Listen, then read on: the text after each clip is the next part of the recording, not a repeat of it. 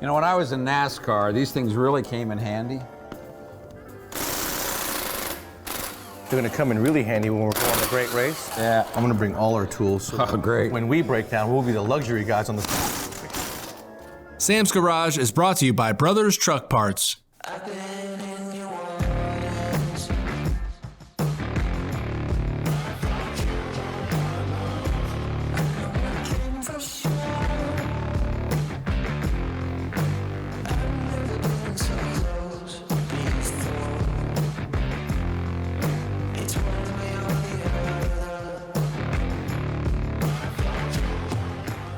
On this week's episode of Sam's Garage,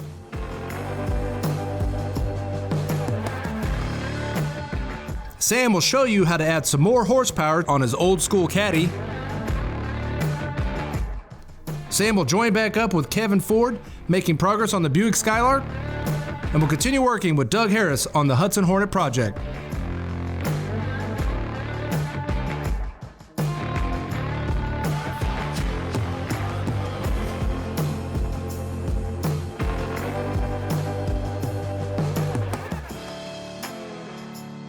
You know, Phil, considering that fan is on, you can hear it, but it's very low tone, and as powerful as it is, it's pretty impressive. Yeah, it's a powerful fan, changes the air inside here 5 times plus an hour, but people don't realize until they're sitting in front of it how much air is blowing out of that. And then with the filter on the outside, keeps all the dust and dirt out too. Absolutely. I'm here with Phil Pataki from Car Capsule, and there is no better way for you guys to protect your investment at home or even outdoors than the Car Capsule, and we're in this showcase. This is the new carbon fiber edition, right? Yeah, this is our new CF1 edition we debuted at SEMA. It's awesome. It's a thicker PVC, but it looks and feels like carbon fiber. And then we got our road design, double white stitching, new enhanced zipper pulls. This thing looks awesome. You can really feel the extra strength there. Yeah. And you know, carbon fiber today has gotten huge. All the cars are coming with carbon fiber accents. This is gonna really make your car look good. And the LED lights in here, they change colors. It really adds a little flair to the showcase. Yeah, so if you got a red car, put it on red. You got a green, or you can make it, Dance. change and strobe and flash and blink, all different type things. And you know, it didn't take a long time to set this thing up at all. We're talking minutes here. Yeah, people don't realize either the power of that pump. Everyone thinks, oh, PVC, I got to assemble it. No, you roll this out, hook up the pump, less than 5 minutes it looks like this. Absolutely. Put the fan on, pressurize the unit in less than a minute and a half. So continuous airflow, and the pump is a smart pump as well. So it's got a pressure switch, and so when it senses a quarter PSI of air, it turns on all by itself. Because all PVC leaks a little bit, and in atmospheric, cold or hot. So when it senses it needs air, the pump turns on all by itself, fills it back up, you're good to go. It's never gonna collapse. Yep. So the frame stays full, that fan keeps everything in here full, positive pressure, and it keeps dust free. And you guys, you're probably thinking, well, why do I need a car capsule? I keep my car in the garage, it's protected. Not really. The dust in the garage, no matter how clean you keep your garage, will always infiltrate your investment and your ride. You know, I like to keep my windows down in my car, and it's a brand new car, but when you keep your windows down, you lose that smell, and then you get a bunch of outdoor dust and weather inside. Right. With the car capsule, you can keep your windows down, you can get air inside the car and keep it protected. That's right. The way you put it away is the way you take it out, whether it's a week, months, or years. I mean, we've been at the game for over 20 years. Yeah. The showcase model's been out about 6 or 7 now, I think, and this is our latest one, but we preserve and protect the finest automobiles in the world. And not only automobiles, but you can do motorcycles, Yeah. you do boats. I can't wait to get one for my boat this fall when I pull it out of the water. I'm gonna put it out there. And think about the money you can save. You buy a car capsule for your boat. Think about all the people who are putting their boats in storage and spending that monthly fee, and then they had to go to the boat and grab it and all that. This is right in their property, and it's a lot less money than having the storage for the year. It's true. Because when you put that boat away, 9 times out of 10, it's wet. You just got off the lake. And your kids are gonna clean it up or wipe it, and they don't. You put the cover on it, you go to work, you don't get back to it for 2 weeks, you open it up, black like a shirt, mold and mildew. Yep. You feel that fan. Absolutely. The outdoor one's got 2 fans. And they're stronger. And then it's twice the size, 19.2 watts. So continuous airflow, you put that boat away in there, it dries it. That's awesome. I can't wait to get my boat. Now, this IntelliCharge, that is a really cool deal. And you guys incorporated that because Yeah, it's just like a battery tender. Right, so everyone always asks us on our original bubble type, you know, what happens when the power goes out? Well, it goes down. Now this will stay up with no power. But the biggest thing they want to do next is maintain that battery. So we came out with our own charger because our charger does 2 things. We charge your battery and we run our fan at the same time. Remember, it's a 12-volt fan. So as soon as a power loss, it switches instantly the draw from the fan to your battery. So you never without fresh air. And that's important because people that store a car in a remote garage or dual residences, they don't have to worry. They got continuous airflow for hours with no power. And then when power resumes, it switches back and charges that battery back up to full power. That is totally intelligent. It's absolutely, you forget it, set it and forget it. You don't have to worry about it. And that is really cool. I can't wait to get my boat done in there. It's gonna be awesome.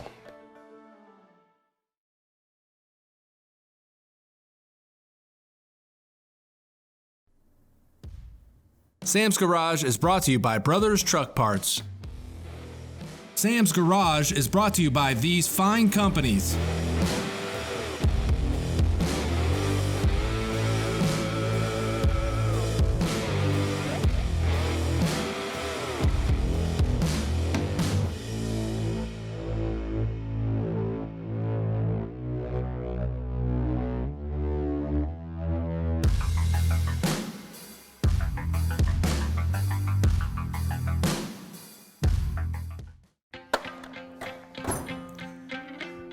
We're getting closer and closer to finishing this project. For those of you who aren't familiar with my project, this is a 1967 Cadillac DeVille. It's my personal car. So let me catch you up a little bit. We've done an LS3 swap cammed out in this thing with a 480 behind it. Now I've already installed nitrous from Nitrous Express, but I'm not gonna stop there. I want more horsepower. And for all of you guys who are building resto mods, we got great news for you.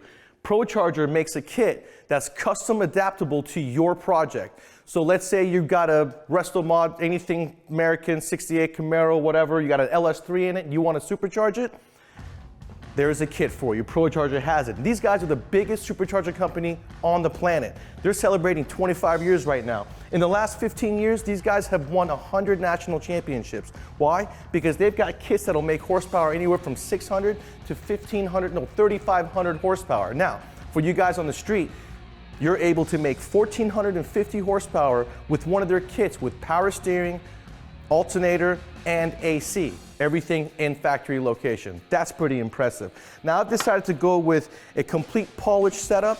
This is gonna be a murdered out Cadillac. Everything's gonna be black, so I wanted the superchargers to really stand out, so I went polished. But they also come in black and they also come in natural finish.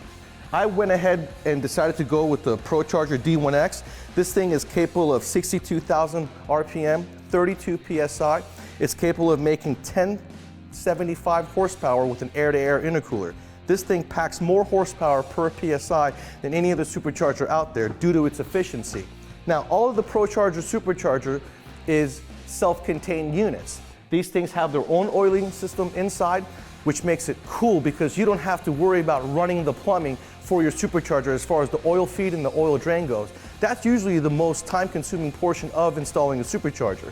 Self-contained, this particular one takes 6 ounces. Now there is a PCV aerating system built within it, so you have to make sure that you install this the way it was intended to be built, so the oil system works perfect. Okay, the compressor itself can be rotated 360 degrees. Now this is the time where you want to go through the instructions and put all your brackets together. This is going to be the hardest part. Once you've assembled your brackets, as you can see, that's my main bracket, then you can very easily start assembling it onto the car. They give you a power steering bracket, relocation kit.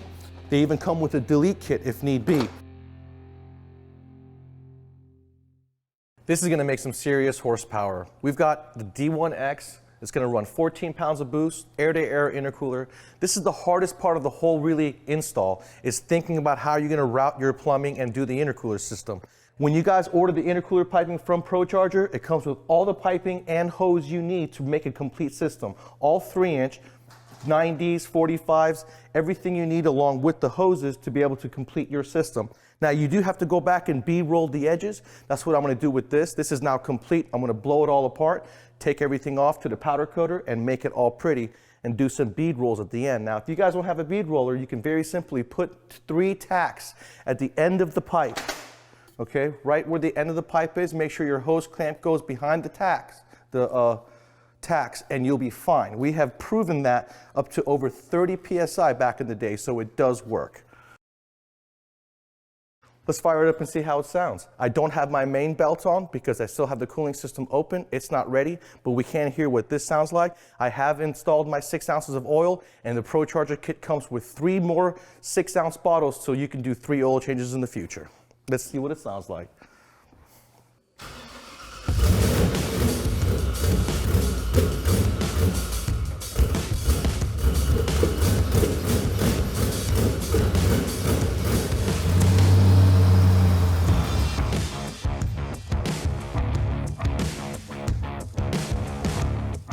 That's going to make some serious horsepower.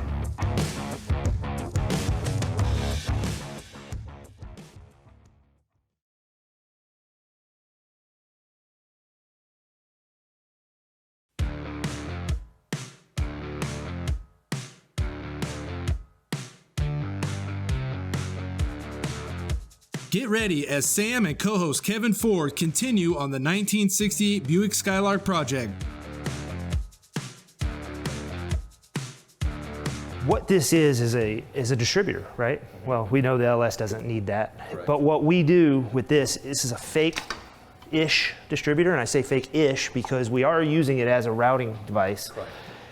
In a typical Chevy, you know, it's going to be in the back. But since we made this a Buick, we're in the front, so we're going to route from our spark plugs through the cap, put the boots on to hold it down. We're going to go down through the back. We're going to mount our coil packs out of the way. They're going to be nice and, you know, aired out, and they're not going to get hot. And there's extension harness, you guys can get them. Right. This is a pretty painless deal. It's just time consuming.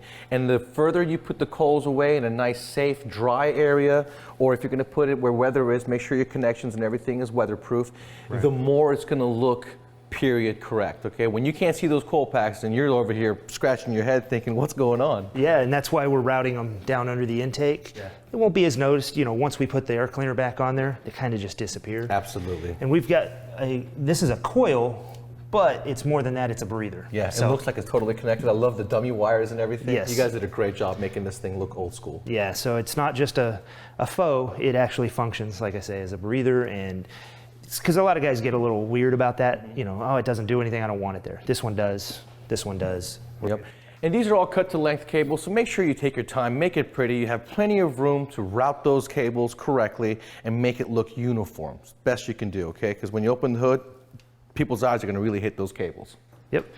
So we need to make sure that we have, like you said, we don't cross our wires, we make sure everything's going down. Because one of the benefits here, if you like, you could actually make these go in order that, you know, however you want. I chose to kind of get closer to a factory where they're like a mess. Exactly. Just keep it really thick. And so we'll pull through, we'll get the wire lengths the way we want, we'll go down to the bottom, we'll terminate those ends, and we'll put them on their coil packs.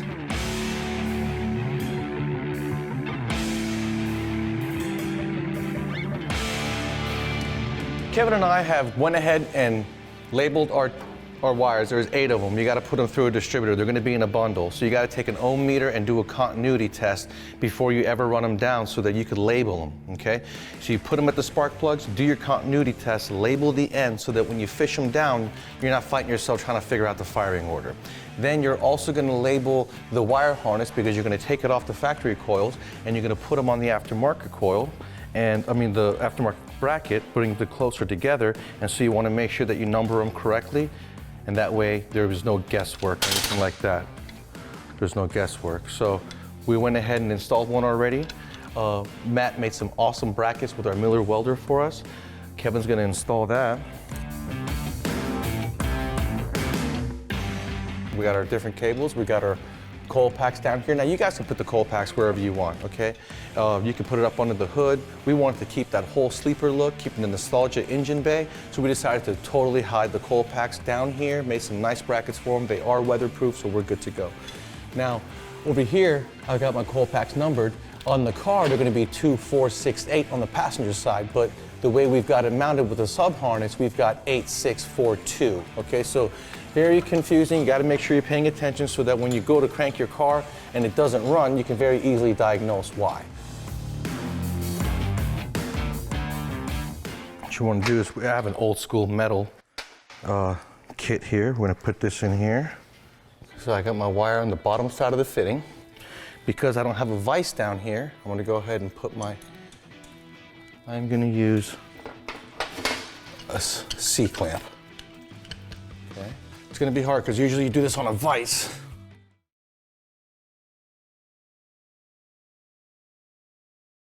Welcome back to Sam's Garage, presented by Brothers Truck Parts.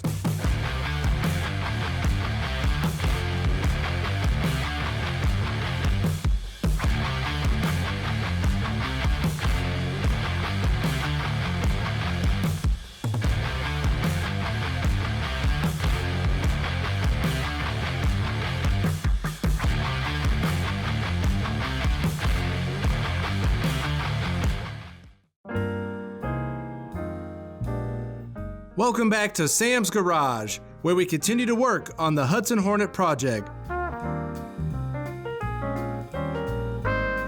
Doug and I are going to be installing the front brake conversion that we spoke about last season. If you remember, we took off the front drums, redid the suspension, and we hadn't got our front brake disc conversion yet. We have it now. It's really the only upgrade, besides leather interior, that we're doing to this Hudson. Yeah, and it's a real important one. We souped up the motor a little bit, and the one thing we want to make sure is we can stop. Absolutely, and we got a good bolting kit. Looks like everything is there. We are going to have to, this has studs in the rotors. This car has studs going through the wheels, so the front's going to have lug nuts, the rears are going to have studs. So that's going to be a little difficult for us to make sure we have the right tools, because we're going to be on the great race, and if we break down, we got to be able to change our tire. So what we're going to do is we're going to bring it down, take the wheels off. We've already disconnected brake lines last season, so we're just going to simply unbolt the entire drum brake system from the backing plate of the vehicle. Our new system comes with new brackets that bolt onto the backing plate, the caliper bracket that bolts onto the bracket for the backing plate, and then it's got a standard GM single piston caliper that you could walk into any auto parts store around the country and get a new one if you need to. You bet. That makes a big difference. And drum brakes, believe it or not, all the big rigs today, they got air brakes, they're all equipped with drum brakes. So even though on cars we take them off and put on hydraulics for better braking power, drum brakes actually have a lot of braking power when done correctly, and their size on the big trucks makes them powerful.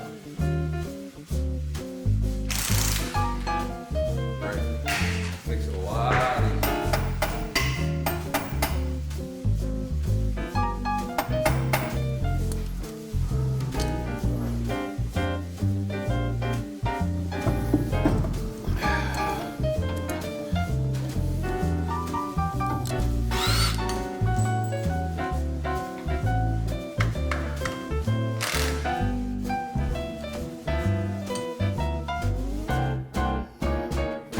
Okay, so now what I've done is completely mocked everything up. It takes a couple times for you to make sure you got the brackets correct, the hardware correct. Got to go through the front so the nuts and hardware are basically living behind the hat portion of the rotor. And so my calipers are in place. I have not greased my bearings. Now that I know everything fits, I'm going to go back. I'm going to have Doug grease the bearings and do a final assembly. Then we'll go on to the brake line. You take a glove, I don't know if it was on, you put grease in your hand and you have to go through the motion of pushing that grease in between the race. You use the bottom, the palm of your hand, push down, and as you push down and then slightly go forward, you'll see it starts to come right up the top of the bearing, and that's how you pack it.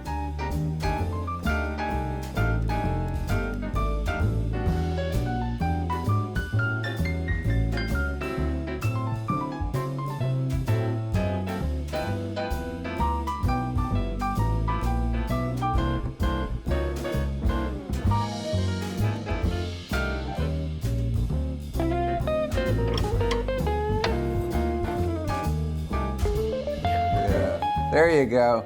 Leverage. Uh-oh, now it's bending it.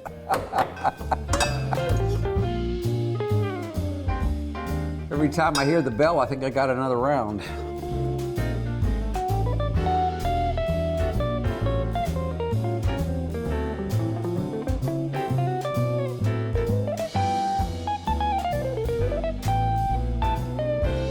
You know, Doug, we talk about it all the time. Aftermarket parts, fit it before you do a finalization on it, right? Yeah, you have to, because you never know what you're going to run into. When we put these together, we had a little tweaks that we had to do. If we had just bolted it on, we'd have gone down the road and we'd have Yeah, it wouldn't have been exactly. good. And then when you got hydraulic fluid involved, you got grease involved, you don't want to make a mess taking it on and off and then getting everything else contaminated. right. That's why we did a dry fit a couple times and made it work. And really this front disc conversion is the only item on the Hudson that is an aftermarket modified part, and probably the hardest thing to do on the whole car. But it's done, it's going to be good, it's going to stop nice, it's got hard lines, stainless steel braided lines. We went ahead and replaced the third brake line on the axle. And that takes care of the brake system. You know, and that was real important for what we were doing. We hopped up the motor a little bit, and we want to make sure when we're running that great race, we're able to stop. Otherwise, it could be catastrophic. Absolutely right. And the thing is that these brake parts, standard GM stuff, you can go into any brake store, any parts store across the country and get the parts that you need. And it looks good. It looks great. You know, on top of that, it stops. Yep, and we got a whole new brake system. We got new rear shoes and drums. We got a new master cylinder. We got new front components. We're good to go. Sounds good. All we got to do now is bleed it, and we're on the road. Stay tuned to the next episode of Sam's Garage, where we continue to work on the Hudson Hornet and Buick Skylark projects.